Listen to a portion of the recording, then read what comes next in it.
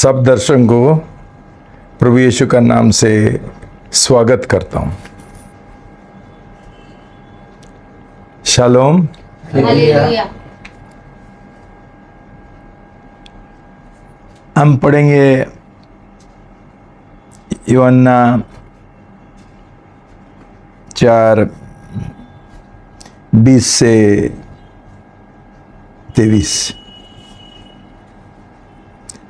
24। यूहन्ना अध्याय 4 पद 20 से लेकर 24 तक पढ़ेंगे। हमारे बाप दादों ने इसी पहाड़ पर आराधना की और तुम कहते हो कि वह जगह जहां आराधना करनी चाहिए यरूशलेम में है। यीशु ने उससे कहा, हे नारी, मेरी बात का विश्वास कर कि वो समय आता है कि तुम न तो इस पहाड़ पर पिता की आराधना करोगे न यरूशलेम में। तुम जिसे नहीं जानते उसकी आराधना करते हो और हम जिसे जानते हैं उसकी आराधना करते हैं, क्योंकि उद्धार यहूदियों में से है। परंतु वह समय आता है, वरन अब भी है, जिसमें सच्चे भक्त पिता की आराधना आत्मा और सच्चाई से करेंगे, क्योंकि पिता अपने लिए ऐसे ही आराधकों को ढूंढता है। परमेश्वर आत्मा है और अवश्य है कि उसकी आराधना करने वाले आत्मा और सच्चाई से आराधना करें। यह प्रभु का शब्द है। प्रभु को धन्यवाद हो। आइए हम सब मिलकर इस वक्त वचन के लिए प्रार्थना करेंगे। हालेलुया। प्रभु यीशु धन्यवाद देते प्रभु, खासकर प्रभु यीशु ये शब्द के लिए प्रभु। सच में प्रभु यीशु आप यही कहते हैं कि प्रभु आपको आत्मा और सच्चाई से आराधना करने वाले व्यक्ति चाहिए प्रभु। सच में प्रभु यीशु आज प्रभु वो आत्मा से एक एक जन को भरने के लिए वो आत्मा की ज़रूरत, वो आत्मा का प्रभु यीशु प्यास और भूख होने दो प्रभु, कि वो आत्मा पाकर वो आपका सच्चाई से आराधना करे। सच में प्रभु यीशु ऐसा आप एक एक जन को छूते, इसलिए धन्यवाद। पिताजी के ऊपर आपका अभिषेक उंडेलना, एक एक शब्द पवित्र आत्मा आप उनको अगुवाई करना, और सच में पवित्र आत्मा आपका काम शुरू हो गया, इसलिए धन्यवाद। ये प्रार्थना प्रभु आपके नाम से करते हैं, आमीन। आमीन। शालोम। हालेलुया। भाई बहनों, पिछले बार हम सीखा है आराधना के बारे में, जो पवित्र आत्मा का बपतिस्मा के साथ साथ हमको मिलता है, और कैसा ये आराधना में, ये अभिषेक में हम बने रहना है और बढ़ना है।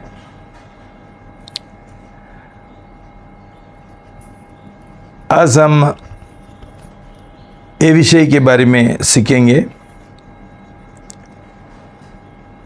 आराधना का सेवकाई।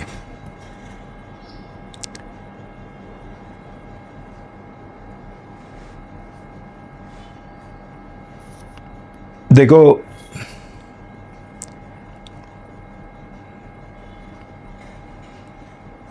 पेंटेकॉस्ट और पवित्र आत्मा का बपतिस्मा एक बार का घटना है, लेकिन ये काफी नहीं है।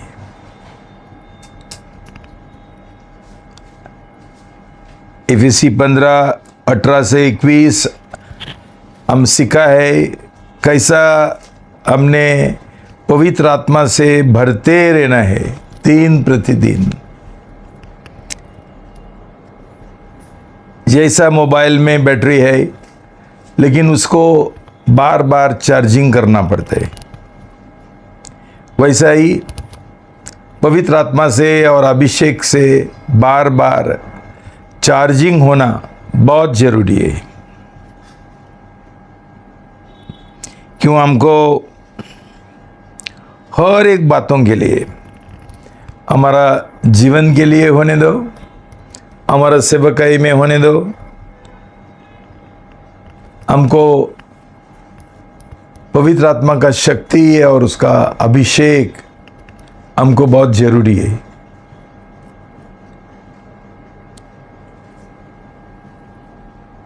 भाई बहनों,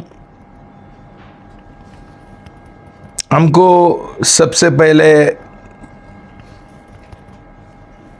हमारा जो पाप है जीवन में, उसके ऊपर हमको विजय पाने का है।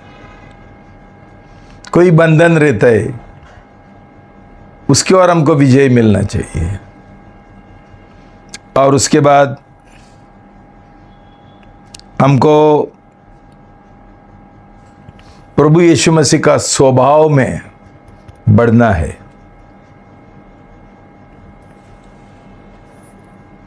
ये पहले हमारा जीवन का जरूरत है। दूसरी है कि हमको सेवकाई के लिए अभिषेक का जरूरी है। जैसा सुसमाचार का प्रचार। लेकिन आज मैं तुमको ये सिखाना चाहता हूं कि सबसे महत्वपूर्ण आराधना का जरूरी है परमेश्वर का आराधना, अभिषेक का जरूरी है परमेश्वर का आराधना करने के लिए। मतलब हमारा जीवन में सबसे पहले सेवकाई, आराधना होना चाहिए। और आराधना में हमको स्तुति और दंडवत ये करना बहुत जरूरी है। और ये करने के लिए हमको पवित्र आत्मा का अभिषेक का जरूरी है।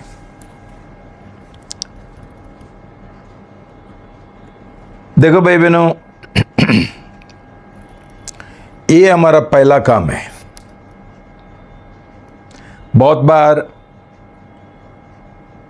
लोग ज़्यादा से ज़्यादा लीडर और प्रचारक सेवकाई करने के लिए भागते हैं, लेकिन हम सुसमाचार का सेवकाई है। लेकिन सुसमाचार का प्रचार करने के लिए भी हमको पहला अभिषेक का जरूरी है। बहुत लोग अभिषेक का बिना, उद्धार का बिना, नया जन्म के बिना सुसमाचार प्रचार करने के लिए जाते हैं। आज हमको बहुत कम फल मिलता है आत्मा जीतने में। हम बहुत शिकायत करता है, कोई सुनता नहीं। लेकिन मुझे लगता है ये समस्या लोगों का नहीं है, ये समस्या जो सुसमाचार का प्रचार करता है उनका है, उनका पाप है, उनका कमी है, उनका कमजोरी है। एक पेत्रोस 2:9 और 10। एक पत्रस अध्याय 2 पद 9 और 10। पर तुम एक चुना हुआ वंश और राज्य पदधारी याजकों का समाज और पवित्र लोग और परमेश्वर की निज प्रजा हो, इसीलिए कि जिसने तुम्हें अंधकार में से अपनी अद्भुत ज्योति में बुलाया है, उसके गुण प्रकट करो। तुम पहले तो कुछ भी नहीं थे, पर अब परमेश्वर की प्रजा हो। तुम पर दया नहीं हुई थी, पर अब तुम पर दया हुई है। वहाँ जो अनुवाद है वो सही नहीं, ताकि हम स्तुति कर सकें।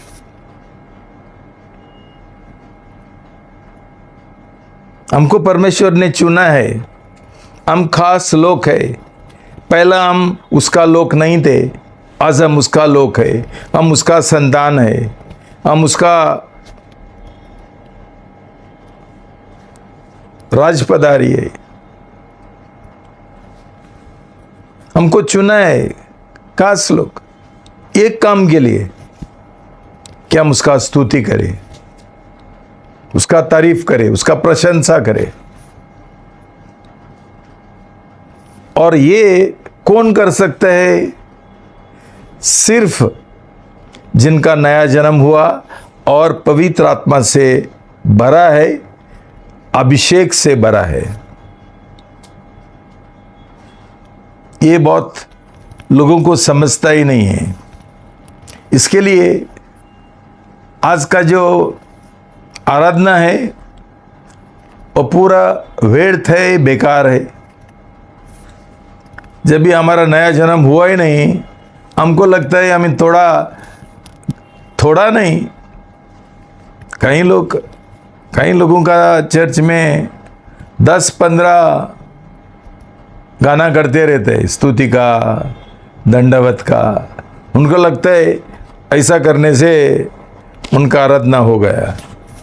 लेकिन जब भी हमारा अंदर आत्मा नहीं है, हमारा अंदर एक अभिषेक नहीं है, तो प्रभु को कोई स्तुति नहीं मिलता है, कोई आराधना नहीं होता है। इसलिए प्रभु ने क्या बोला कि पिता परमेश्वर पहला आराधक ढूंढ रहे। वो पहला मजदूर नहीं देख रहे, सुसमाचार करने के लिए मजदूर। बहुत लोगों को ये आदत बन गया, क्या सेवकाई करते हैं हम, सुसमाचार प्रचार करते हैं। लेकिन हमारा पहली सेवकाई है आराधना का सेवकाई। आराधना नहीं है, हम आगे बढ़ नहीं सकते, हम कुछ कर ही नहीं सकते।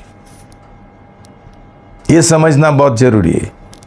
क्यों? इसका बिना हमारा पूरा जीवन होने दो और सुसमाचार का काम होने दो, व्यर्थ हो जाएगा और बेकार हो जाएगा।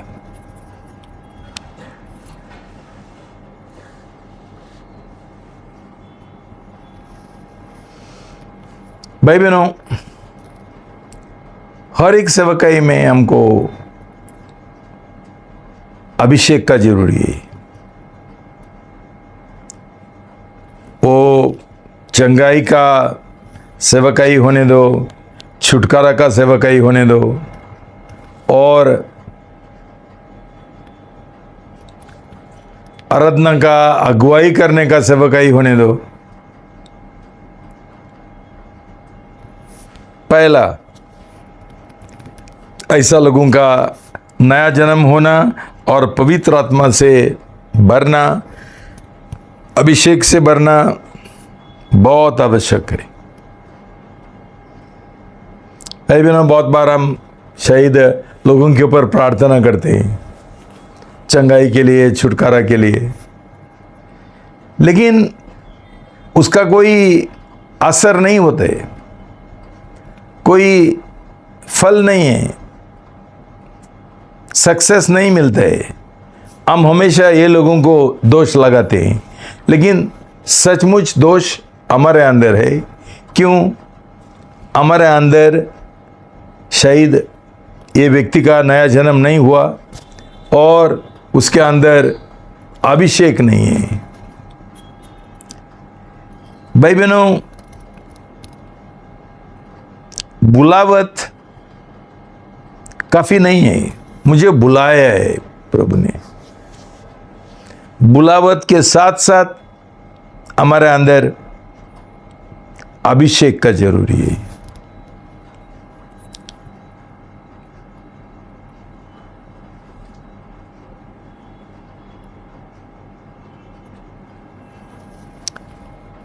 भाई बहनों, प्रभु यीशु मसीह खुद हमारा उदाहरण है कि उसने पहला ये अभिषेक पाया पवित्र आत्मा का बपतिस्मा के द्वारा, वो जरूर परमेश्वर था और परमेश्वर का रूप से उसके अंदर पवित्र आत्मा था, उसका पिता परमेश्वर के साथ संगति था, घनिष्ठ रिश्ता था।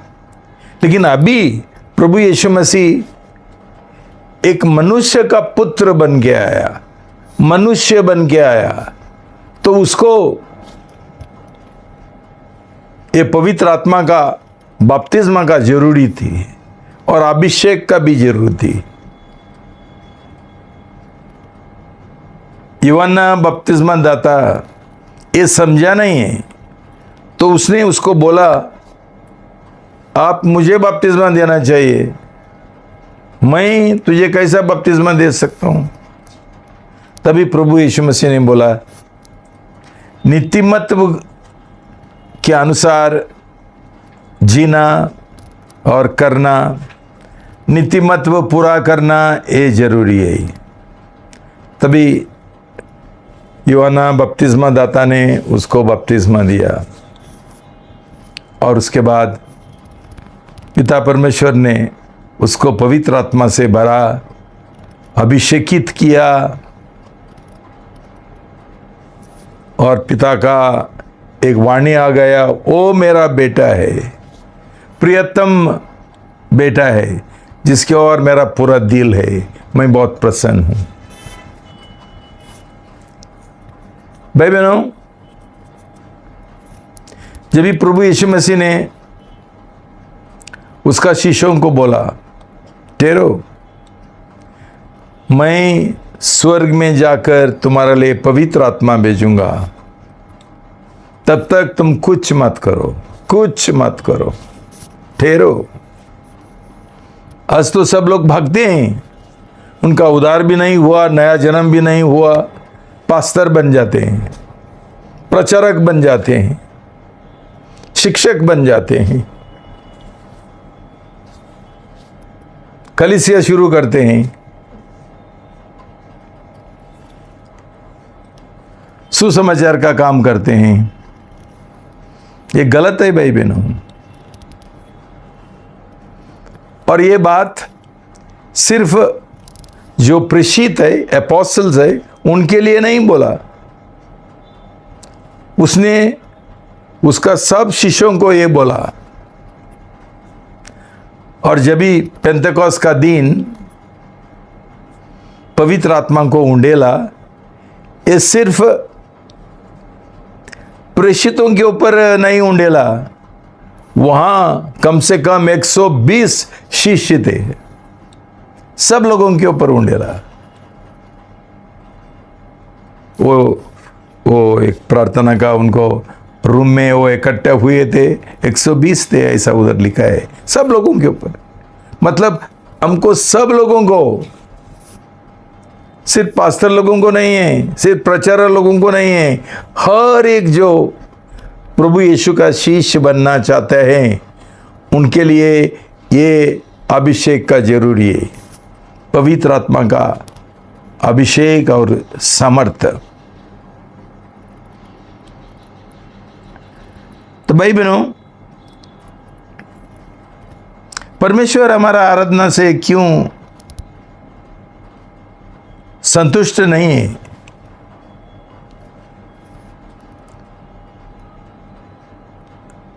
हम पढ़ेंगे फिलिपी 3:3।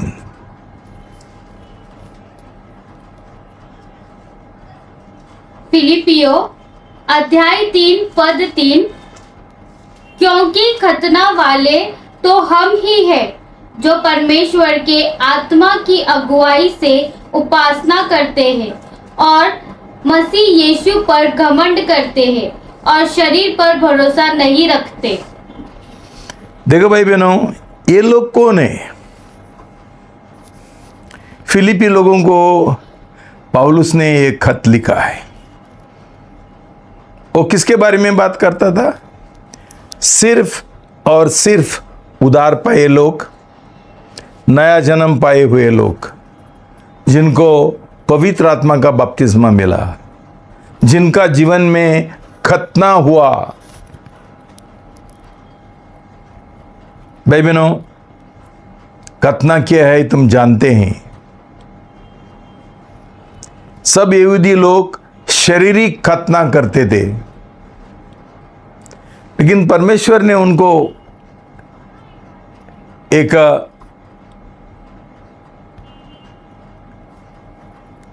प्रॉमिस दिया था, प्रतिज्ञा दिया था कि एक दिन मैं तुम्हारा दिल का खतना करूंगा। और ये दिल का खतना, जो प्रभु यीशु मसीह का शिष्य बनना चाहते हैं, जो लोगों को उद्धार पाना है, पाप क्षमा होना है और प्रभु यीशु मसीह का जैसा बनना है, नया जन्म पाना है, ये लोगों के लिए है। फिलिपी 3:3 यही बोलता है कि हम आराधक बनने का है तो पहला हमारा खतना होना चाहिए। सिर्फ खतना वाले आराधना कर सकते, दूसरा कोई नहीं कर सकते। क्यों?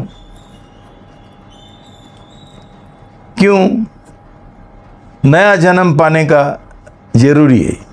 क्या होता है नया जन्म का समय?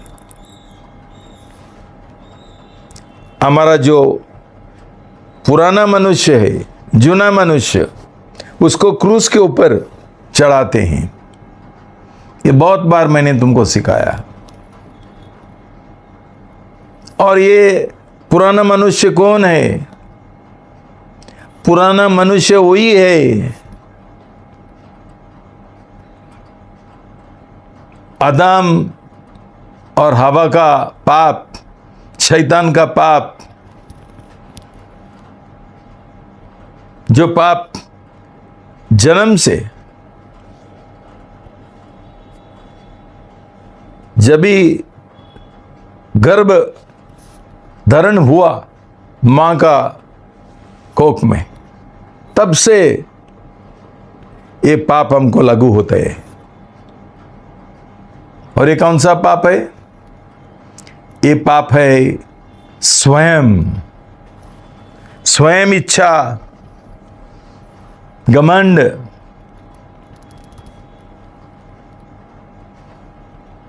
और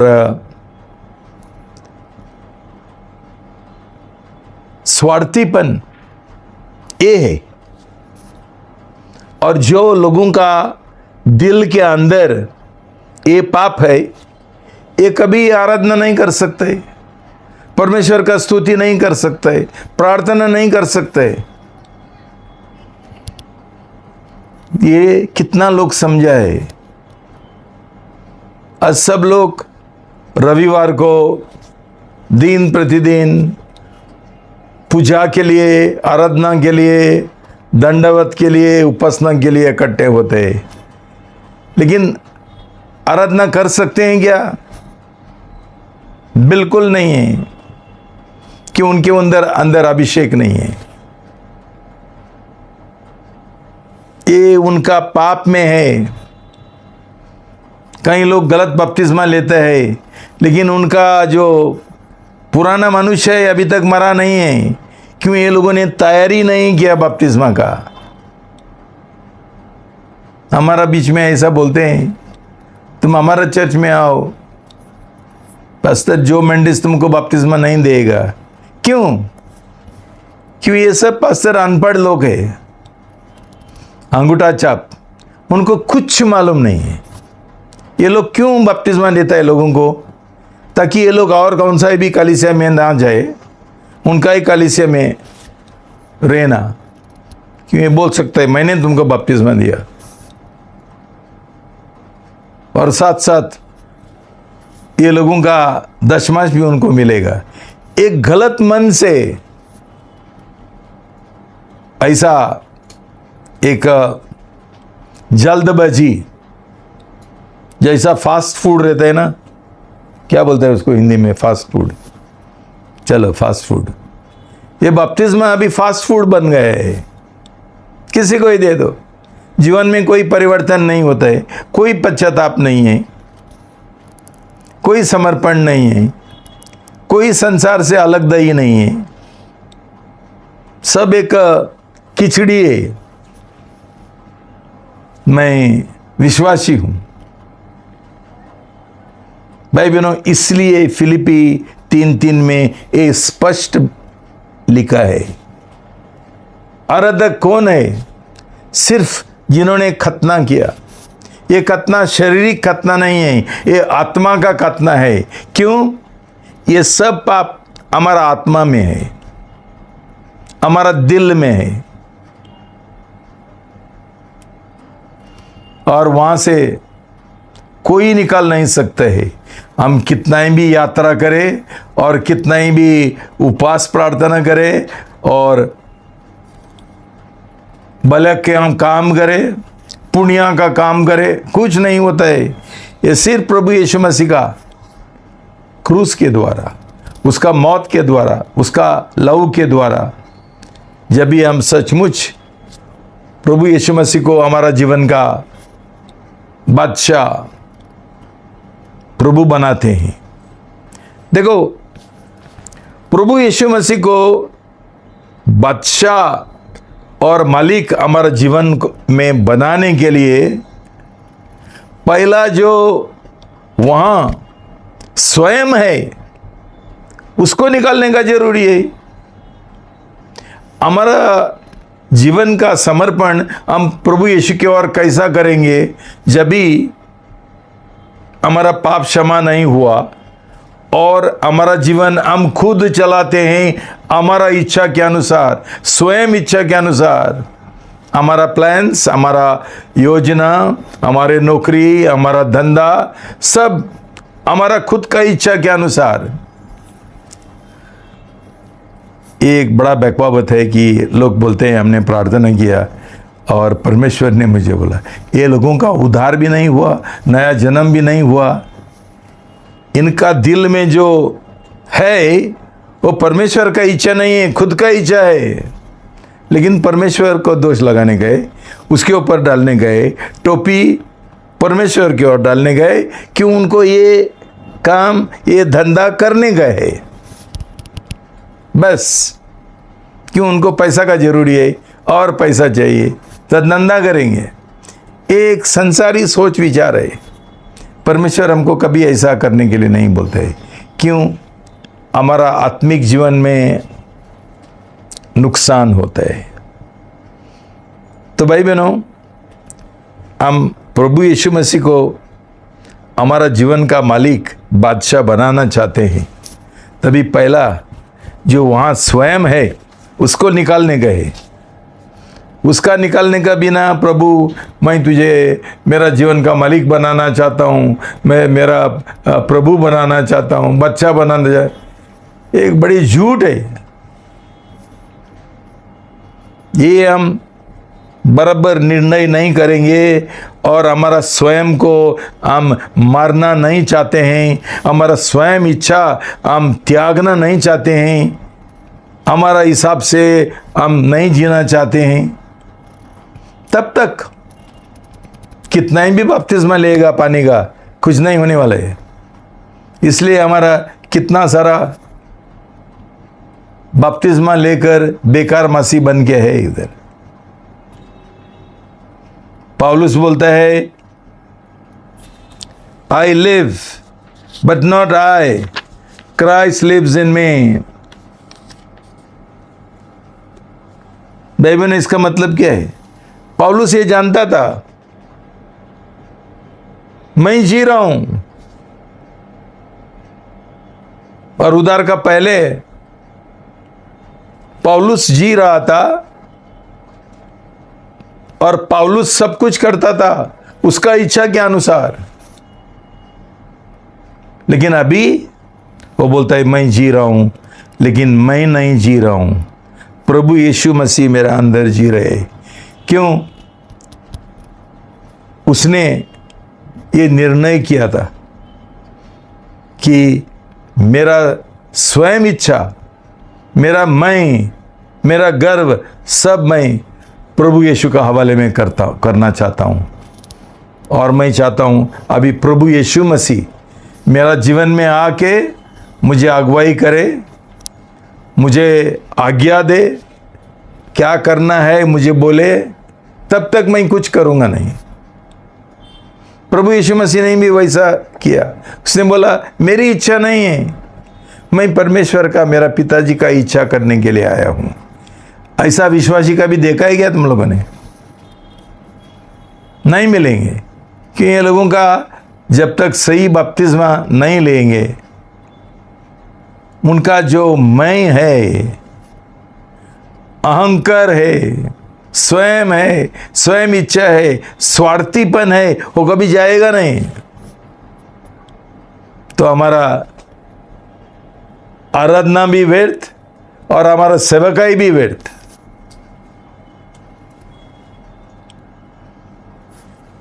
तो भाई बहनों, ये बहुत महत्वपूर्ण है।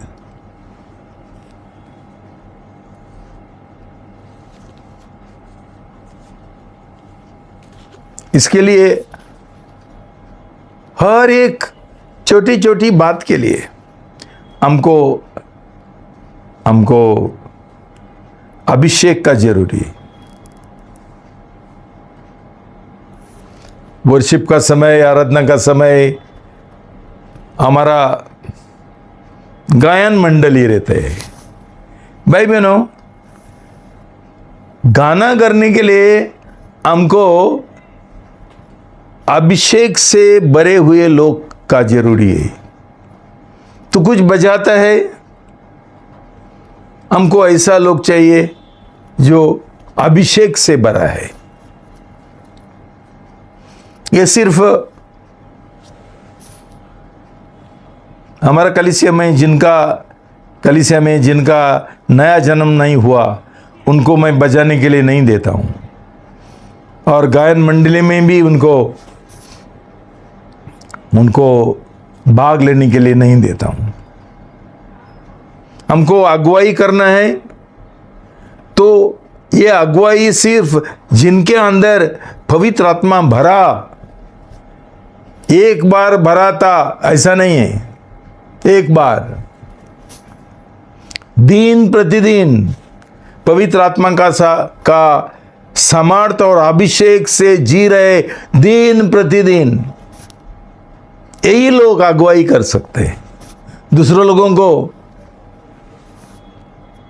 मदद कर सकता है आराधना करने के लिए। भाई बहनों, ऐसा नहीं होता है। शारीरिक लोग, घमंड से भरे हुए लोग, स्वयं इच्छा का लोग, ऐसा ही कोई भी लोग प्रचार भी करते हैं और अगुवाई भी करते हैं, क्या होगा? पूरा जो आराधना सभा है वो बेकार हो गया। दूसरी बात क्या है? 1 कुरिन्ती 10:31 से 33। 1 कुरिन्तियों अध्याय 10 पद 31 से लेकर 33 तक। इसीलिए तुम चाहे खाओ, चाहे पियो, चाहे जो कुछ करो, सब कुछ परमेश्वर की महिमा के लिए करो। तुम न यहूदियों न यूनानियों और न परमेश्वर की कलीसिया के लिए ठोकर के कारण बनो, जैसा मैं भी सब बातों में सबको प्रसन्न रखता हूँ और अपना नहीं परंतु बहुतों का लाभ ढूंढता हूँ कि वे उद्धार पाए।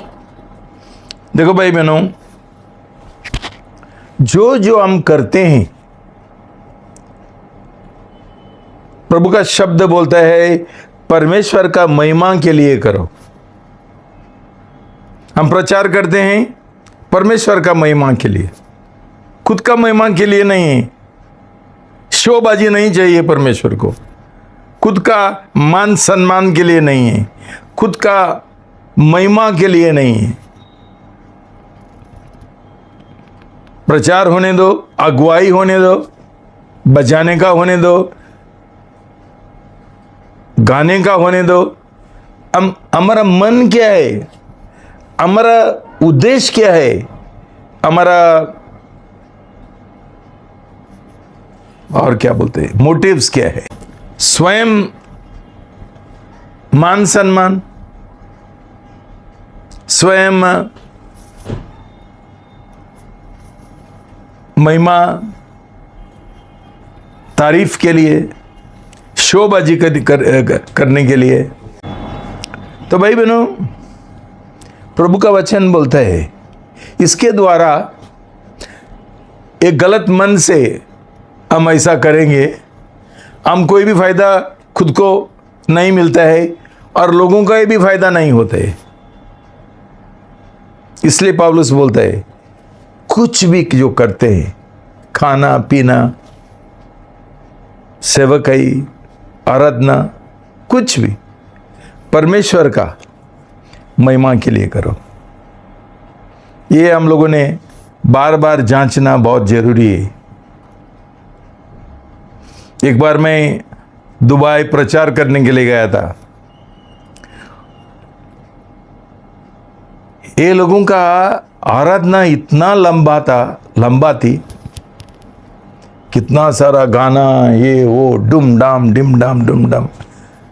मुझे लगा ये लोग भूल गया कि आज एक संदेश है, वो किसी को ही बुलाया संदेश देने के लिए, वचन का सेवकाई। तो थोड़ा टाइम जो मुझे मिला, मैंने उनको आराधना के बारे में ही सिखाया। पवित्र आत्मा ने वो मुझे मेरा दिल में डाला था। खत्म होने के बाद मैं जो अगुवाई करता था, ये व्यक्ति के पास जाके मैंने पूछा, भाई तू सुबह का आराधना करता है क्या? उसने बोला, पास्टर मैं सुबह का प्रार्थना आराधना कुछ नहीं करता हूँ। तो मैंने बोला, आज तूने लोगों को कैसा अगुवाई किया आराधना करने के लिए, जब तू खुद आराधना नहीं करते? लेकिन ऐसा लोग है जिनका कोई आराधना नहीं है। भाई बहनों, हम हमारा व्यक्तिगत प्रार्थना को प्रार्थना नहीं बोलना चाहिए, वो आराधना बोलने गए। जैसा हम रविवार को आराधना करते हैं, वैसा हमारा व्यक्तिगत तौर से आराधना होना चाहिए, पूजा होना चाहिए, सिर्फ प्रार्थना नहीं। क्यों? प्रार्थना इतना जनरल है, इतना सामान्य है, वो क्या है किसी को भी मालूम नहीं है। आराधना ये परमेश्वर का स्तुति करने का, उसका दंडवत करने का, हमारा जीवन का समर्पण करने का, हमारा जीवन सौंप देने का वो समय है। उसके द्वारा क्या होता है, दिन प्रतिदिन हम ऐसा करेंगे तो हमारा और प्रभु यीशु मसीह का परमेश्वर के साथ हमारा एक घनिष्ठ रिश्ता बनता है और आगे बढ़ता है। तो भाई बहनों,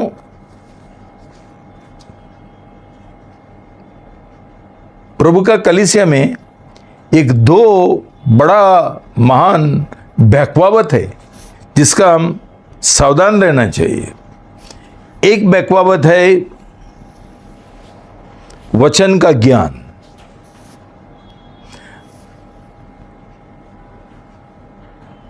सिर वो दिमाग जिनका बाइबल का वचन का ज्ञान से भरा है, वो सोचता है मैं अगुवाई कर सकता हूँ, मैं प्रचार कर सकता हूँ, क्यों मैं बहुत जानता हूँ वचन। एक सबसे शैतान का बहकावत है। भाई बहनों, दिमाग का विश्वास के साथ, दिमाग का ज्ञान के साथ हम कोई सेवकाई नहीं कर सकते, प्रचार नहीं कर सकते, अगुवाई भी नहीं कर सकते। ये हम समझना बहुत जरूरी है। क्यों? अभिषेक नहीं है।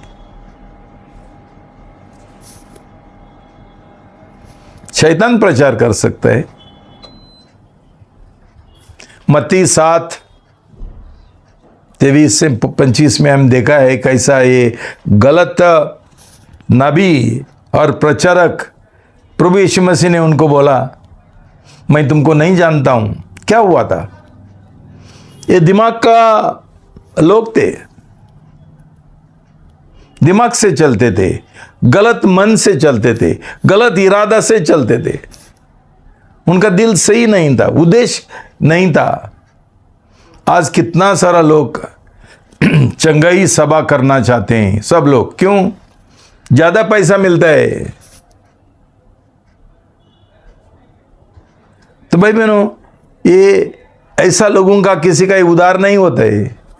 ये चंगाई लेते हैं और घर पे जाते हैं, ना तो नामदारी मसीह बन जाते हैं। उनको पश्चाताप करने के लिए, सही रीति से बपतिस्मा लेने के लिए कोई सिखाता नहीं है।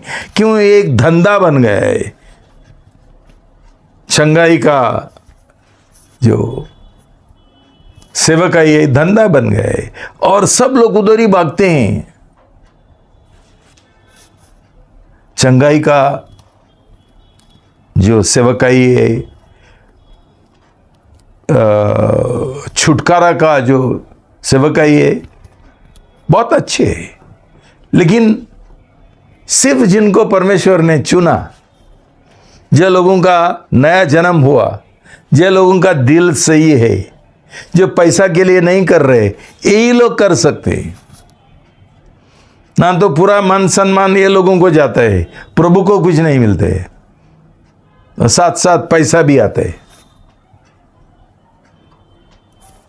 तो भाई बहनों, हम ये उलझन हमारा मन में नहीं होना चाहिए कि मैंने अच्छा से प्रचार किया, मैंने अच्छा से अगुवाई किया।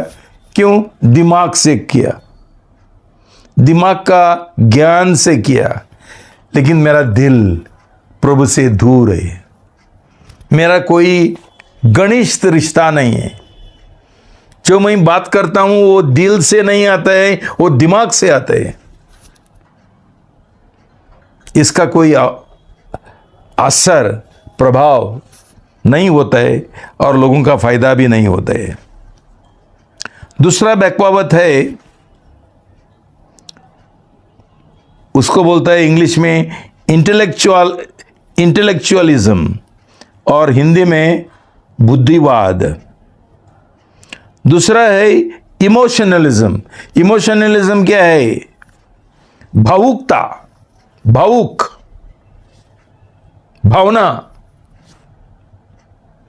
भाई बहनों, सिर्फ भावना रहेगा, उसमें अभिषेक नहीं रहेगा, उसका भी कुछ फायदा नहीं है।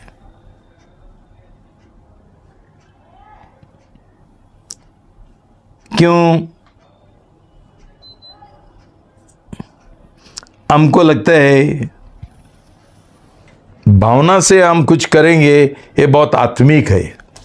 आत्मिक नहीं है। कई लोग, उनका अनुभव मेरे पास है, आराधना का समय इतना चिल्लाते हैं, इतना चिल्लाते हैं, लगता है परमेश्वर थोड़ा बहरा है। लेकिन ये लोगों का मन क्या है? जितना आवाज करेंगे उतना आत्मिक है, उतना आराधना अच्छा हो गया। भाई बहनों, ये भी एक बड़ा बकवावत है। आज बहुत लोग सोचते हैं आवाज करेगा तो आराधना बहुत तेज हो गया, और कोई शांति से और वैराग्य से प्रार्थना करेंगे कि उसके अंदर कोई एक्साइटमेंट नहीं है, कोई उत्साह नहीं है।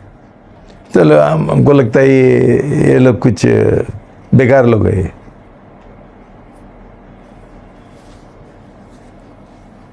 भाई बहनों, हम प्रभु का स्तुति करते हैं, तभी कभी ऊंचा आवाज से करते हैं, वो ठीक है। लेकिन शोबाजी नहीं होना चाहिए। अभी एक समस्या मैंने देखा है कि बहुत लोग बहुत तेज प्रार्थना करते हैं। उनको मैं विरार फास्ट बोलता हूं। मुझे लगता है एक दिल से प्रार्थना आता है तभी वो दिल से आना चाहिए, दिमाग से नहीं। दिल का प्रार्थना कैसा होता है? जैसा दो प्रेमी बात करते हैं ना, वैसा। दो प्रेमी चिल्लाते नहीं, हाँ, आई लव यू। कोई कभी सुना है क्या? हम कान में जाके बोलता है आई लव यू। लेकिन ये गड़बड़ होता है कि जब भी हम प्रार्थना करते हैं वो हमारा दिल से नहीं आता है। जब दिल से आता है ना, तभी प्रभु मैं बहुत धन्यवाद करता हूँ, अपने इतना हमारा प्रेम किया, इतना मेरे लिए तूने कष्ट उठाया। मैं अभी भी आपको अपमान कर रहा हूँ, आज्ञा उल्लंघन कर रहा हूँ, आपका वचन के अनुसार नहीं चल रहा हूँ, आपका इच्छा मैं नहीं कर रहा हूँ। अभी हम समझ फास्ट प्रार्थना करें, प्रभु मैं बहुत धन्यवाद देता हूँ, तू बहुत बड़ा परमेश्वर है, ये है, तूने इतना सारा किया, ये किया, वो किया। ये कौन सा प्रार्थना है? दिल से आना चाहिए ना, प्रेम से आना चाहिए। तो भाई बहनों, ये भटकावत में गिरना मत कि कभी प्रार्थना करने का फड़ा फड़ा बड़ा बड़ा बड़ा बड़ा बड़ा बड़ा बड़ा बड़ा बड़ा बड़ा बड़ा क्या है, कुछ नहीं है। लेकिन मैं समझता हूं ये लोगों का नया जन्म नहीं हुआ, इसलिए दिल से नहीं होता है। इनको नया जन्म का समय एक नया दिल नहीं मिला, पुराना ही है, गर्व का, घमंड का, दुनियादारी का, शोबाजी का, गलत मन का। भाई बहनों, ऐसा प्रार्थना करके आप ट्राई करो, थोड़ा अनुभव पाओ। जो अपने दिल में है ना, वो बोलो। किसी को इंप्रेस करने के लिए प्रार्थना मत करो। इंप्रेस, ये प्रार्थना के द्वारा सब लोग बोलते क्या प्रार्थना किया, ऐसा तारीफ चाहिए। शायद ये हमारा एक आदत है, लेकिन ये आदत तोड़ो और अभिषेक के साथ प्रार्थना करो, दिल से प्रार्थना करो, प्रेम से प्रार्थना करो। जो हम बोलता है वो दिल से आने दो। मीन इट, हिंदी में क्या है, मीन इट, सच है। प्रभु ने बोला आत्मा से और सच्चाई से, झूठ का प्रार्थना मत करो इंप्रेस करने के लिए सब लोगों को। भाई बहनों, प्रभु हमारा दिल देखता है। शायद मेरा लंबा प्रार्थना नहीं, मैंने इतना ही बोला प्रभु मैं तेरा प्रेम करता हूँ। वो एक ये था, पापी था, कोनो चुंगी लेने वाला, उसने क्या प्रार्थना किया? इतना ही बोला प्रभु मैं पापी हूँ, मेरे वर दया करो। दूसरा जो फरीसी था, उसने एक लंबा भाषण दिया, मंत्री लोगों का जैसा। वो जो ये होता है ना, क्या बोलते हैं उसको, मन की बात। हाँ, मन की बात सुना तुम लोगों ने? लंबा प्रार्थना, मैं इसका जैसा नहीं हूँ, मैं ये नहीं हूँ, मैं ऐसा करता हूँ, मैं वो करता हूँ। प्रभु कुछ नहीं जानता है तो वो उसको जानकारी देता है खुद के बारे में, क्या हुआ है। और इसने खाली 2 शब्द बोला, मैं पापी हूँ, मेरे ऊपर दया करो प्रभु। प्रभु ने तुरंत बोला, ये नीतिमान बन के गया, उसका पाप क्षमा हुआ और वो खाली हाथ से गया। भाई बहनों, ये करने के लिए अभिषेक का जरूरी है। ये करने के लिए हमारा नया जन्म का जरूरी है, ना तो हमारा हर एक सेवकाई बेकार हो जाएगी। ओके, तो भाई बहनों, सही आराधक कौन है?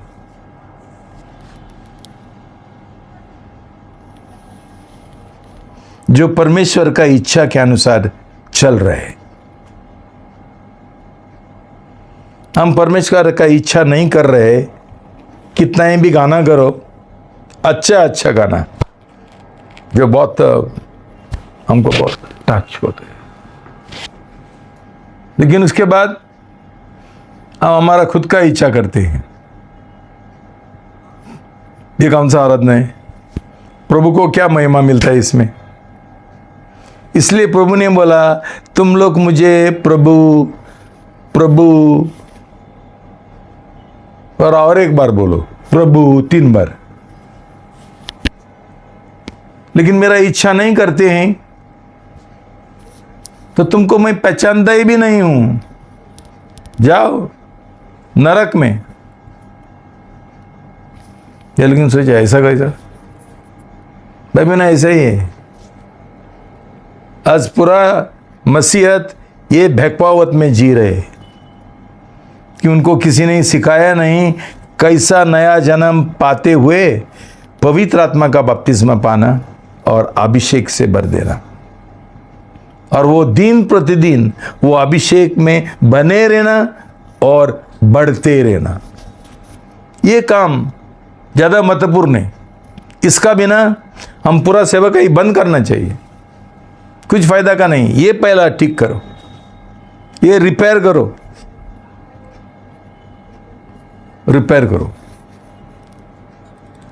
दुरुस्त करो ये बात तुम्हारा दिल में, तुम्हारा जीवन में।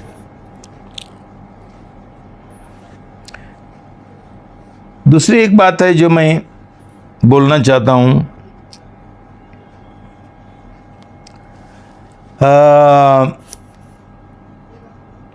प्रेषितों का काम 11:26, 11:26। प्रेषितों के काम अध्याय 11 पद 26।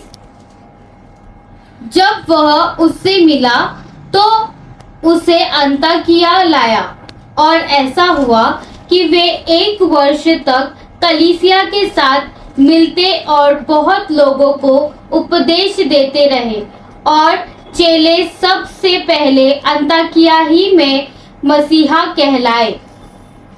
Shalom, hallelujah. पहला जो प्रभु के ऊपर विश्वास करते थे लोग, उनको शिष्य बोलते थे। उसके बाद ये एक नया नाम आ गया पहले बार। क्या नाम क्या है? क्रिश्चियन। अभी क्रिश्चियन क्या है? क्रिश्चियन एक यूनानी शब्द है, क्रिस्तोस। प्रभु यीशु मसीह का नाम है यीशु क्रिस्त, क्रिस्तोस। क्रिस्तोस मतलब क्या है? अभिषेकित। उसका इब्रानी भाषा में बोलता है मसीहा, इसलिए हम लोग बोलता है मैं मसीह हूं। लेकिन मसीह का मतलब भी, मतलब और अर्थ है कि वही है, अभिषेकित। भाई बहनों, जब भी हम बोलेंगे हम मसीह है, हम क्रिश्चियन है, पहला सोचो हम अभिषेकित है क्या? मेरे अंदर पवित्र आत्मा है क्या? ना तो हम कैसा बोल सकते हैं हम अभिषेकित है, हम क्रिश्चियन है, हम मसीह है? अभिषेक किधर है? भाई बहनों, ये बात बहुत महत्वपूर्ण है कि अभिषेक का बिना हम कुछ नहीं कर सकते। ईसाइया 10:27। यशाया अध्याय 10 पद 27। उस समय ऐसा होगा कि उसका बोझ तेरे कंधे पर से और उसका जुआ तेरी गर्दन पर से उठा लिया जाएगा और अभिषेक के कारण वो जुआ तोड़ डाला जाएगा। Anointing breaks the yoke, breaks the bondage. अभिषेक जुआ तोड़ डालता है, बंधन तोड़ डालता है। भाई बहनों, ये छुटकारा का सेवकाई करने के लिए हमारे पास पहला अभिषेक होना चाहिए। ना तो लोगों के अंदर जो जुआ है और बंधन है वो टूटेगा कैसा, जब भी हमारे पास कोई अभिषेक है ही नहीं। ऐसा तो कोई तो प्रार्थना कर सकते है, कोई छुटकारा का प्रार्थना जाके हाथ रख के हम प्रार्थना, लेकिन अभिषेक है, हमारे अंदर अभिषेक रहेगा तो उसका बंधन हम तोड़ सकते हैं। लेकिन उसके बारे में कोई समझता ही नहीं है और जानते भी नहीं है।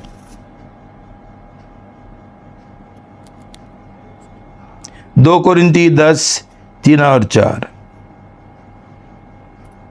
2 कुरिन्थियों अध्याय 10 पद 3 और 4।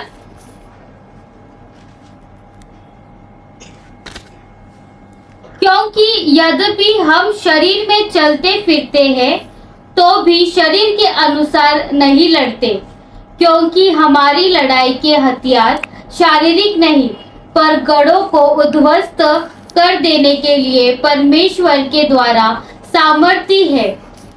पद 5। इसीलिए हम कल्पनाओं का 5 नहीं है, 4, 3 और 4 बोला मैंने। भाई बहनों, हमारा जो अस्त्र शास्त्र है वो शारीरिक नहीं है, आत्मिक है। मतलब क्या है? पवित्र आत्मा का सामर्थ और पवित्र आत्मा का अभिषेक। वो अभिषेक हमारा अंदर नहीं है तो जो शैतान का गढ़ है हम कैसा तोड़ेंगे? ये ध्यान में रखो भाई बहनों। हमको सफलता मिलने के लिए हमारा चंगाई सभा ना तो छुटकारा का जो कैंप है वहाँ इसका जरूरी है। जिनका नया जन्म हुआ,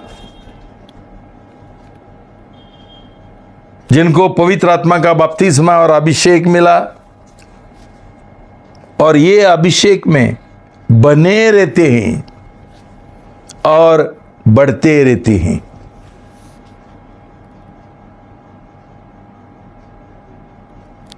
बहुत जरूरी है भाई बहनों, ना तो हमको सफलता नहीं मिलेगी। हम दूसरे लोगों को दोष लगाते हैं, वो अलग बात है, लेकिन हमारा जीवन हम जांचेंगे। क्यों? परमेश्वर ने हमारा दिल में कुछ तो देखा है कि हमारा प्रेम उसके और 100% नहीं है। जैसे मैं हमेशा बोलता हूं 50-50 ब्रिटानिया बिस्किट, यही है हमारा। शायद 20-30% हमारा ये है, क्या प्रेम है, लेकिन 80% 90% हम संसार का प्रेम करते हैं, पैसा का प्रेम करते हैं। हमारा उद्देश्य वही है, कैसा भी करके लफड़ाबाजी, पैसा मिलने का। तुमको लगता है प्रभु हमारा दिल नहीं देखता है? क्या हम स्वार्थी लोग हैं? हम प्रभु के लिए काम नहीं कर रहे, हम खुद के लिए काम कर रहे हैं। ये ध्यान में रखो भाई बहनों। क्या है मेरा दिल में? ये है मेरा दिल साफ है कि स्वयं है, स्वार्थ है? मेरा जो इरादा है वो गलत है? मैं संसारी रीति से बढ़ना चाहता हूँ, संसार का जो लोग है उनके साथ कंपटीशन करना चाहता हूँ, उनके पास इतना पैसा है, उसका पगार इतना ज़्यादा है, मेरा क्यों नहीं है? तो मैं सेकंड शिफ्ट करेगा और एक शिफ्ट करेगा और क्या बोलते हैं, एक्स्ट्रा ओवर टाइम करेगा। उसमें क्या है? शैतान हमको बोलता है ऐसा, इसमें क्या है? मैं पाप नहीं कर रहा हूं, काम कर रहा हूं, पैसा कमा रहा हूं। देखो शैतान का बहकावत कैसी है, लेकिन दिल में शांति नहीं। मैं जानता हूं ये गलत है, तो इसलिए हमारा सेवकाई में बाद में कोई हमको सफलता नहीं मिलता है। क्यों? हमारे पास वो अभिषेक नहीं है। लोगों का अंदर जो गढ़ है, वो हमारे अंदर जो गढ़ है, कोई जुआ है, बंधन है, वो तोड़ने के लिए हम इतना हाथ रखते हैं, लेकिन लोगों का जीवन में भी कुछ नहीं है और हमारा जीवन में भी कुछ नहीं है। शायद हम लोग चौड़ा मार्ग में जीना चाहते हैं, संसारी लोगों के जैसा। प्रभु ने बोला हमको शकरा मार्ग में चलो, वो हमको बहुत कठिन लगता है। तो हम नामदारी मसीह बनते हैं, ना तो धार्मिक मसीह बन जाते हैं, वो दुनियादारी मसीह बन जाते हैं और चलता है। ऐसा मसीह हमको आगे पीछे सब जगह पर हमको मिलते हैं, कि उनको सिखाने वाला कोई नहीं है। जो लोग पास्टर है, इनको परमेश्वर ने बुलाया नहीं, खुद आगे आया थोड़ा पैसा कमाने के लिए, कुछ जानते ही नहीं। हम कौन सा डॉक्टर के पास जाते हैं जो बराबर पढ़ाई किया, ट्रेनिंग लिया और सही है देते? हमेशा पूछताछ करते कौन सा डॉक्टर अच्छा है। ये क्यों नहीं पूछते हैं कौन सा चर्च अच्छा है, कौन सा पास्टर सही है? ये क्यों नहीं पूछते? क्यों? हमको खुद इच्छा नहीं है जीवन बदलने के लिए, परिवर्तन पाने के लिए। हम एक नामदारी मसीह बनना चाहते हैं। जाते हैं ना, उधर भी प्रभु यीशु है ना। कौन सा यीशु है? नकली यीशु, नकली पास्टर। भाई बहनों, ये ध्यान में रखना।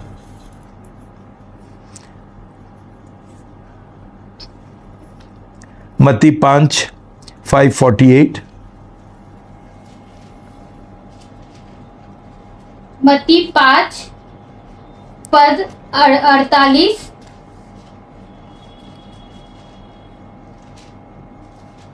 इसीलिए चाहिए कि तुम सिद्ध बनो, जैसा तुम्हारा स्वर्गीय पिता सिद्ध है। भाई बहनों, हमारा स्टैंडर्ड क्या है सिद्ध बनने के लिए? पिता परमेश्वर, प्रभु यीशु मसीह। हम क्या करते हैं? बोलता है मैं इतना इतना बस हो गया मेरे लिए। नहीं, जो परमेश्वर ने हमको स्टैंडर्ड दिया, वो पिताजी का जैसा बनो। प्रभु यीशु मसीह का जो स्वभाव है वैसा बनो। हमको कोई इच्छा नहीं है, हम इतना बिजी है पैसा कमाने में। हमारा जीवन में जो स्वयं इच्छा है, जो गलत मन है, ये पाप है, वो पाप है, हम सब अनदेखा करते हैं जब तक मुझे पैसा मिलेगा। पैसा पैसा पैसा। प्रभु यीशु मसीह ने सच बोला, दो मालिकों का सेवा नहीं कर सकते। और नाम लिया पैसा और परमेश्वर। आज पूरा दुनिया लक्ष्मी का पीछे जाते हैं। क्यों? वो पैसा का और दौलत का देवी है। कोई भी भगवान मुझे पैसा नहीं देगा, मैं उसके पास नहीं जाएगा। पैसा चाहिए। तो भाई बहनों, हमारा जीवन में भी हमको लक्ष्मी चाहिए क्या? बस उसका ही पूजा करेंगे, पैसा का, और वो हिसाब से हमारा जीवन हम जांचेंगे, हम नापेंगे, और बाद में पैसा मिलेगा तो लक्ष्मी ने नहीं दिया, प्रभु यीशु मसीह ने दिया। प्रभु यीशु मसीह ऐसा पैसा नहीं देते, शैतान देते हैं। उसके बाद प्रोवर्ब्स 4:18। नीति वचन अध्याय 4 पद 18। परंतु नीतिमानियों की चाल उस चमकती हुई ज्योति के समान है जिसका प्रकाश दोपहर तक अधिक अधिक बढ़ता रहता है। शालोम। हालेलुया। देखो भाई बहनों, यहाँ एक उदाहरण दिया सूरज का। सूरज पहला क्या बोलते हैं उसको? सूर्यास्त। हम्म, सूर्य अस्त। अस्तक, सूर्योदय। सूर्योदय। ठीक है, सुबह में वो जब भी हम इसको देखते हैं उसमें ज़्यादा ये नहीं है, क्या ज़्यादा रोशनी नहीं है ना? लेकिन उसके बाद थोड़ा थोड़ा थोड़ा थोड़ा हम देखते हैं ऊपर जा रहे, गर्मी बढ़ रहे, और जब भी नून दोपहर वो बहुत फुल होते हैं, और उसके बाद वापस। भाई बहनों, ये उदाहरण परमेश्वर ने क्यों दिया? ये हमको समझने के लिए। जब भी हमारा नया जन्म पाता है तभी हम बच्चे हैं, लेकिन हमेशा के लिए बच्चे नहीं रह सकते। जब भी हम बच्चे हैं ज़्यादा काम नहीं कर सकते। जब भी बच्चे हैं हमारा बढ़ोतरी नहीं होता है। लेकिन जैसा सूरज हम उसको देखे और ना देखे वो बढ़ते रहते हैं। गर्मी में, शक्ति में हम उसको देख भी नहीं सकते, इतना पावर है, इतना सामर्थ्य है। वैसा हमारा जीवन होना चाहिए कि हम बढ़ते रहते हैं। आज कई लोगों का जीवन में 5 साल हो गया, 10 साल हो गया, 15 साल हो गया, अभी भी बच्चे हैं, वो शायद उनका नया जन्म भी नहीं हुआ है। 5-10 साल के बाद हमारे अंदर ऐसा प्रभु यीशु मसीह का स्वभाव आना मांगता था। हम प्रभु यीशु मसीह का जैसा जीना मांगता था और सेवकाई करना मांगता था। किधर है? हम पैसा कमाने में व्यस्त है, और बाद में बोलता है मैंने बपतिस्मा लिया, मुझे फिर एक बार रहने का क्या जरूरी है? लेकिन जीवन, पाप का जीवन जी रहे, पैसा का, प्रेम का जीवन, एक लालच का जीवन जी रहे, ये सही है? 10 बजे, 11 बजे, 12 बजे तक काम करते हैं, परिश्रम करते हैं, क्या है इसमें? हम बढ़ते हैं क्या? प्रभु यीशु मसीह का स्वभाव में, पवित्र आत्मा का अभिषेक में हमारा जीवन का फल क्या है? सिर्फ पैसा? एक जन का भी उद्धार हुआ है क्या? उनका खुद का उद्धार नहीं हुआ तो ये सुसमाचार क्या प्रचार करेंगे, और लोगों को उद्धार पाने के लिए कैसे सिखाएंगे?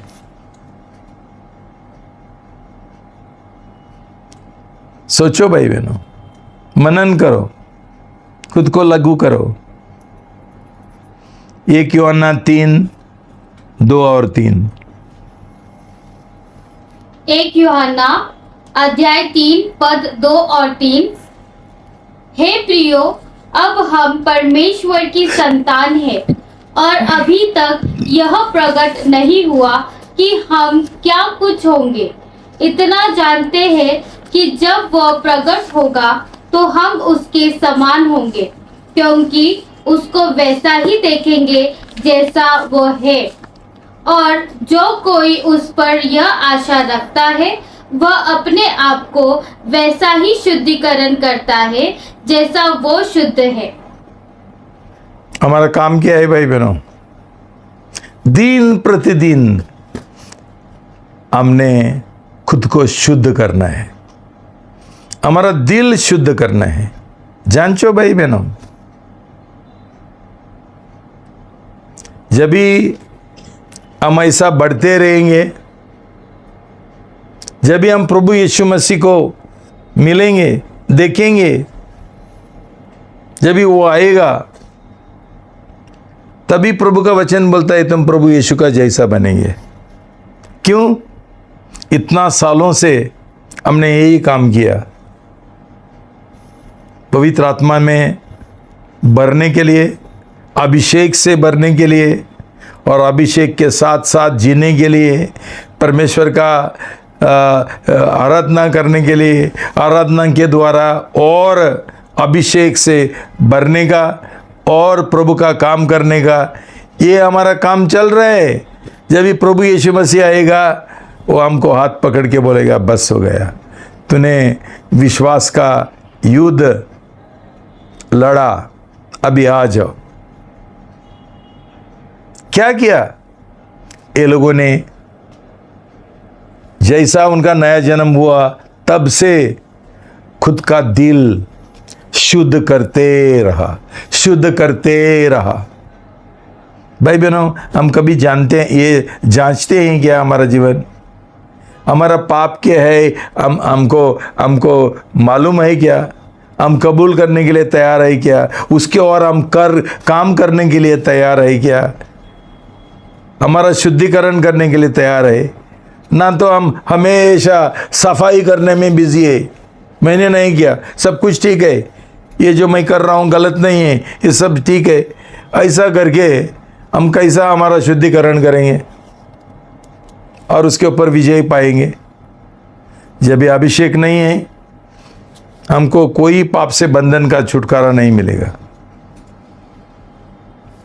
लेकिन जब भी हम पवित्र आत्मा से भरे हैं और अभिषेक का जीवन जी रहे, तभी प्रभु हमको पाप के ऊपर विजय देगा, स्वयं के ऊपर विजय देगा। ये जो चौड़ा मार्ग है उसके और विजय देगा। जो शारीरिक पाप है उसके ऊपर हमको विजय देगा। लेकिन हमको ये सब कुछ नहीं चाहिए। हम बोलता है मैंने बपतिस्मा लिया और अभी संसार में बिजी है, पैसा कमाने में और खुद का बड़ाई करने में।